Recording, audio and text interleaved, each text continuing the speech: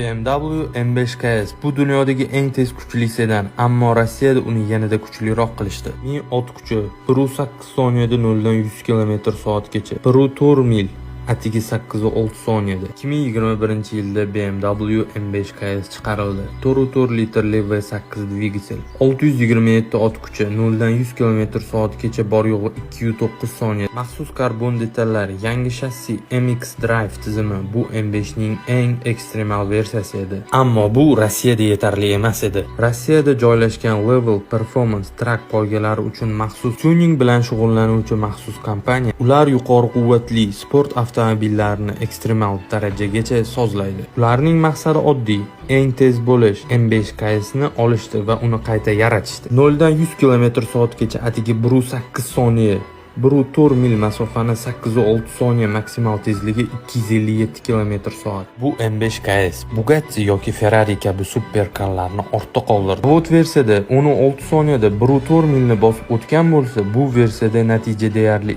2 barobar yaxshiroq. Yana shunday texnik tuning loyihalarini ko'rishni istasangiz, obuna bo'lishni va like bosishni unutmang.